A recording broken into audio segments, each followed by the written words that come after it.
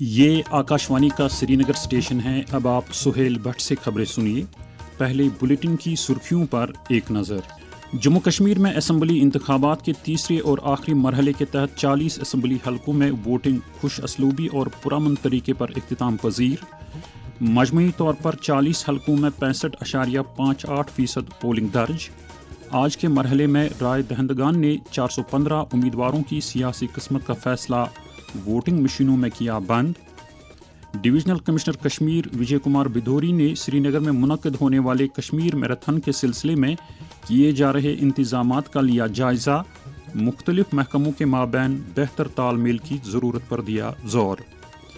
اور بھارت اور جمائیکا نے مختلف شعبوں میں رشتوں کو تقویت بخشنے کے لیے متعدد مفاہمت ناموں پر کیے دستخط۔ اب خبریں تفصیل کے ساتھ۔ جموں کشمیر میں اسمبلی انتخابات کے تیسرے اور آخری مرحلے کے تحت آج 65.58% پولنگ کی شرح کے ساتھ ووٹنگ کا عمل خوش اسلوبی کے ساتھ اختتام پذیر ہوا۔ البتہ ووٹنگ کی حتمی شرح کی تفصیلات ابھی ابھر رہی ہیں۔ چناؤ کمیشن کی طرف سے ملی تفصیلات کے مطابق جموں ڈویژن میں سب سے زیادہ 72.91% ووٹنگ ادھمپور ضلع میں، جبکہ کشمیر صوبے میں سب سے زیادہ 64.85% ووٹنگ بانڈی پورہ ضلع میں ریکارڈ کی گئی۔ ووٹنگ کا عمل صبح 7 بجے سے شروع ہو کر شام 6 بجے اپنے اختتام کو پہنچا۔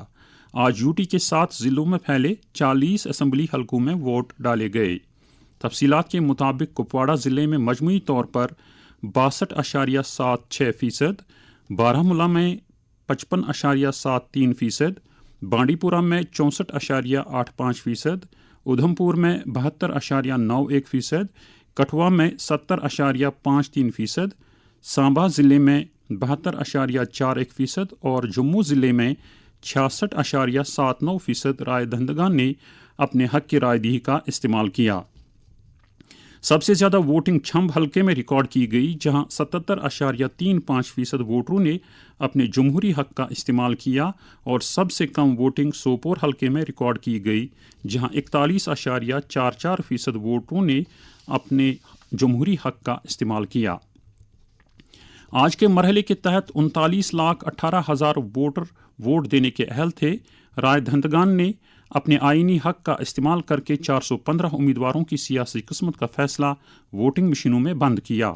آج کی ووٹنگ کے لیے ای سی آئی نے 5,000 سے زائد پولنگ مراکز قائم کیے تھے، جن پر 20,000 اہلکاروں پر مشتمل عملہ چناؤ ڈیوٹی پر مامور کیا گیا تھا۔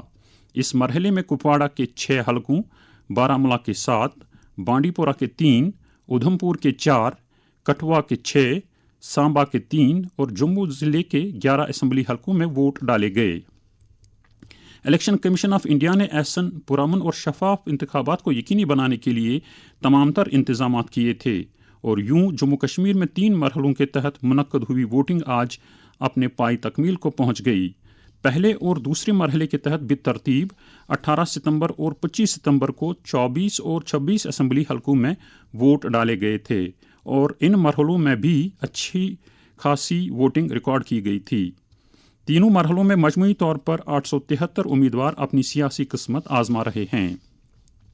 اسمبلی انتخابات کے تعلق سے پیش ہے ہمارے نمائندے کی یہ تفصیلی رپورٹ۔ اسمبلی انتخابات کے تیسرے مرحلے کی تکمیل کے ساتھ ہی جموں کشمیر میں 3 مراحل پر مشتمل جمہوریت کا جشن اپنے اختتام کو پہنچ گیا ہے، اور اب سب کی نظریں 8 اکتوبر پر مرکوز ہو گئی ہیں، جس دن تینوں مرحلوں میں ڈالے گئے ووٹوں کی گنتی عمل میں لائی جائے گی۔ 8 اکتوبر کو جموں کشمیر کے 90 اسمبلی حلقوں کے لیے 90 ارکان قانون ساز کا انتخاب یقینی ہے۔ البتہ کون سی جماعت یا جماعتیں سرکار بنانے کی اہل ہوں گی، اس کے لیے ابھی ہفتے بھر کا انتظار ضروری ہے۔ غور طلب ہے کہ چناؤ کے پہلے مرحلے میں 61.38% اور چناؤ کے دوسرے مرحلے میں 57% ووٹنگ کے مقابلے میں پولنگ کی آج کی شرح خاصی زیادہ اور حوصلہ افزا رہی۔ چناؤ عمل کے صاف و شفاف اور پرامن انعقاد کے لیے انتخابی کمیشن اور متعلقہ محکمے اور ایجنسیاں شاباشی کی مستحق ہیں، کیونکہ یہ پورا عمل نہایت خوشگوار اور آزادانہ ماحول میں اپنے انجام کو پہنچا ہے، جس میں رائے دہندگان نے اپنے دلی جذبے کے ساتھ حصہ داری نبھائی۔ چونکہ یہ انتخابات 10 سال کے طویل عرصے کے بعد منعقد کرائے گئے گئے اور جموں کشمیر کے خصوصی درجے کی تنسیق نیز اس کی تنظیم ناؤ اور نئی حد بندی کے بعد یہ پہلا الیکشن ہے، لہٰذا عام لوگوں کو اس کا بے حد بے صبری کے ساتھ انتظار بھی تھا۔ بہرحال انتظار کی گھڑیاں ختم ہو گئیں، الیکشن عمل مکمل ہو گیا اور اب چند ہی دنوں کے بعد ایک عوامی نمائندہ سرکار ہمارے سامنے ہوگی اور یوں جموں کشمیر کے سیاسی افق پر چھایا سکوت ختم ہوگا اور ایوان اسمبلی میں موسم خزاں کے باوجود ایک نئی بہار چھائے گی۔ مختار احمد کے ساتھ شبیر الزماں، شعبہ خبر، سری نگر۔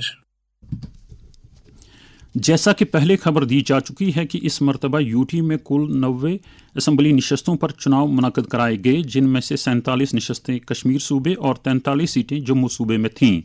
ان میں سے شیڈول ٹرائب زمرے کے لیے 9 اور شیڈول کاسٹ زمرے کے لیے 7 نشستیں مخصوص رکھی گئی ہیں، جبکہ جنرل زمرے میں نشستوں کی کل تعداد 74 ہے۔ 3 مرحلوں میں اہل ووٹوں کی کل تعداد 88,03,000 ہے، جن میں مرد ووٹوں کی تعداد 44,89,000 اور خواتین ووٹروں کی تعداد 43,13,000 ہے، جن میں نوجوان ووٹوں کی تعداد 25,34,000 ہے، جبکہ ان سبھی مرحلوں میں پہلی مرتبہ اپنے جمہوری حق کا استعمال کرنے والوں کی تعداد لگ بھگ 4 لاکھ کے قریب ہے۔ اسی طرح جسمانی طور خاص ووٹوں کی تعداد 83,191 ہے، جبکہ 100 برس سے زیادہ عمر کے ووٹروں کی تعداد 2,428 ہے۔ مجموعی طور پر یوٹی بھر میں 11,838 پولنگ اسٹیشن قائم کیے گئے تھے۔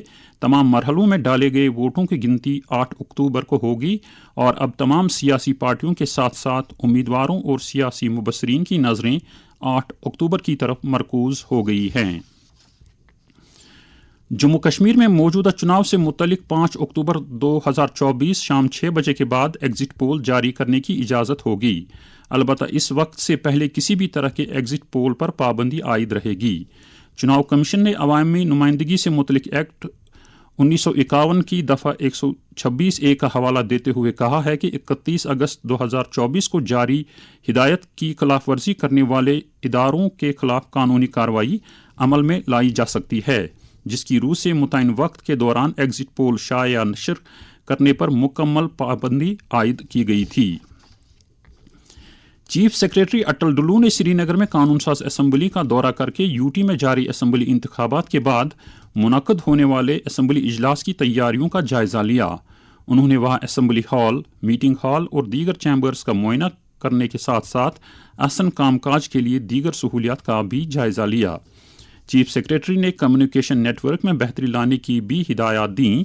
انہوں نے کاموں کے معیار کو برقرار رکھتے ہوئے ان کی بروقت تکمیل کو یقینی بنانے پر زور دیا۔ انہوں نے جموں اور سری نگر شہروں میں MLA ہاسٹلوں پر ہو رہے تجدیدی کاموں کا بھی جائزہ لیا۔ انہوں نے کہا کہ یہ کام موجودہ اسمبلی انتخابات پائے تکمیل تک پہنچنے سے پہلے ہی مکمل ہونے چاہئیں۔ اسٹیٹس محکمے کے ڈائریکٹر طارق احمد گنائی نے چیف سیکریٹری کو ہاتھ میں لیے گئے کاموں کے بارے میں جانکاری دی۔ ڈویژنل کمشنر کشمیر وجے کمار بدھوری نے سری نگر میں منعقد ہونے والے تاریخی کشمیری میراتھن کے سلسلے میں کیے جا رہے انتظامات کا ایک میٹنگ کے دوران جائزہ لیا۔ صوبائی کمشنر نے صحت محکمے کو ہدایت دی کہ وہ میراتھن کے روٹ پر ایمبولینسوں اور طبی ٹیموں کو تعینات کرنے کے لیے اقدامات کریں۔ انہوں نے محکمہ سیاحت کو ہدایت دی کہ وہ میراتھن کو کامیابی سے ہمکنار کرانے کے لیے مختلف مقامات پر رضاکاروں کی خدمات دستیاب رکھیں۔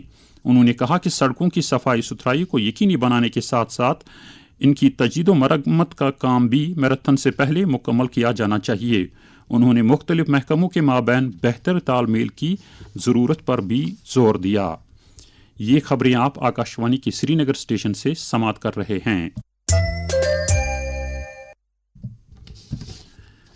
بھارت اور جمیکا نے ڈیجیٹل بنیادی ڈھانچے، ثقافتی تبادلے اور کھیل کود کے شعبے میں اشتراک کو بڑھاوا دینے کی غرض سے آج کئی مفاہمت ناموں پر دستخط کیے ہیں۔ ان معاہدوں پر یہ دستخط آج نئی دلی میں وزیر اعظم نریندر مودی اور جمیکا کے ان کے ہم منصب ڈاکٹر اینڈریو ہالنس کے مابین وفد کے سطح کی بات چیت کے بعد دستخط کیے گئے۔ اس کے بعد ایک مشترکہ بیان میں وزیر اعظم نریندر مودی نے کہا کہ بھارت جمیکا کے وزیر اعظم کے دورے کو خصوصی اہمیت دے رہا ہے۔ انہوں نے کہا کہ دونوں ممالک کے رشتے باہمی تواریخ، جمہوری اقدار اور عوام سے عوام تک کے مستحکم روابط پر مبنی ہیں۔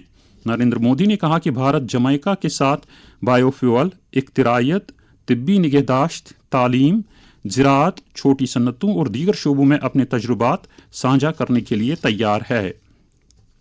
انہوں نے منظم جرائم، ڈرگ ٹریفکنگ اور دہشت گردی کا ذکر کرتے ہوئے کہا کہ یہ سب مشترکہ چیلنج ہیں اور دونوں ممالک نے مل کر ان کا مقابلہ کرنے سے اتفاق کر لیا ہے۔ نریندر مودی نے کہا کہ بھارت اور جمائیکا عالمی سطح پر امن اور استحکام کو یقینی بنانے کے لیے متحد ہو کر کام کرتے رہیں گے۔ اس موقع پر جمائیکا کے وزیر اعظم نے کہا کہ ان کا ملک بھارت کے ساتھ مضبوط اندرونی رشتوں کو کافی اہمیت دیتا ہے۔ انہوں نے کہا کہ پچھلی 2 صدیوں سے بھارتیوں نے جمائیکا میں اپنے نقش چھوڑ دیے ہیں اور یہاں کے لوگ جمائیکا کے ہر ایک شعبے کو ترقی سے ہمکنار کرانے میں اپنا کلیدی رول ادا کر رہے ہیں۔ وزیر دفاع راجناتھ سنگھ نے کہا ہے کہ بھارت نے دفاعی سیکٹر میں لگ بھگ خود انحصاری حاصل کی ہے اور یہ اب دنیا کے دفاعی برآمد کاروں کی فہرست میں شامل ہوا ہے۔ وزیر دفاع آج نئی دلی میں ڈیفنس اکاؤنٹس محکمے کے 270ویں سالانہ دن تقریبات میں خطاب کر رہے تھے۔ انہوں نے محکمے کے کام کاج میں جدید ٹیکنالوجی کو مکمل طور سے بروئے کار لانے کی ضرورت کو اجاگر کیا۔